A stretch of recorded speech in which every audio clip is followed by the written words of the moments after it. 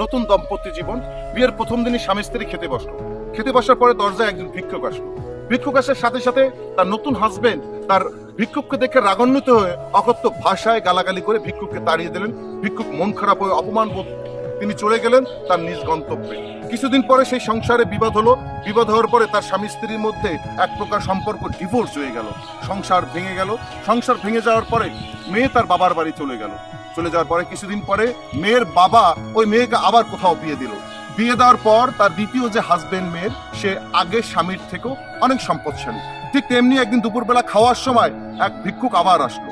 আসার পরে সেই দ্বিতীয় হাজবেন্ড বলে যে যাও ওই ভিক্ষুককে কয়টা খাবার দিয়ে আসো। ওই ভিক্ষুককে যদি কয়টা খাবার না দাও আমরা হয়তো খেতে পারবো, কিন্তু তিনি কোথায় পাবেন। এই মুহূর্তে সেই স্ত্রী এগিয়ে গেলেন ভিক্ষুকের সামনে ভিক্ষা দিতে। ভিক্ষা দিতে যাওয়ার পরে আশ্চর্য হয়ে তাকিয়ে দেখলেন যে তার জীবনের সেই প্রথম স্বামী ভিক্ষার থালা নিয়ে দাঁড়িয়ে আছে তার দুয়ারে। এই ছোট্ট ঘটনাটি তার হাজবেন্ডকে এসে বলল যে দেখো আজকে তোমাকে একটা সত্যি একটা আশ্চর্যজনক ঘটনা আমি শোনাবো। স্বামী বলল যে কি? তখন তার প্রথম হাজবেন্ডের সাথে ঘটে যাওয়া এবং এই ভিক্ষুকের সাথে ঘটে যাওয়া যে ঘটনাটি তার হাজবেন্ডের সাথে শেয়ার করলো।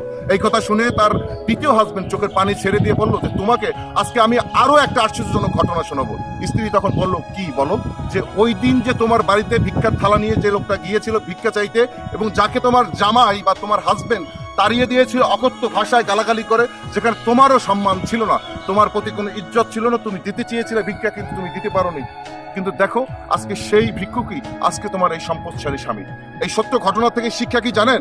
যে আল্লাহ চাইলে অনেক কিছু পারতে পারেন। আল্লাহ চাইলে চোখের পলকের মধ্যে গরিবকে বড়লোক বানাতে পারেন, আর এই লাট সাহেবকে 2 দিনের ফকিরও বানাই দিতে পারেন। তাই আসুন ধন সম্পদ টাকা পয়সা নিয়ে মানুষ আমরা যেন অহংকার না করি, সবাই যেন মৃত্যুর কথা স্মরণ করে মানুষের সাথে মানবিক আচরণ করি এবং মানুষ হিসেবে প্রকৃতি যার যেরকম মূল্যায়ন তাকে যেন সেভাবে সঠিক মূল্যায়নটা করার চেষ্টা করি।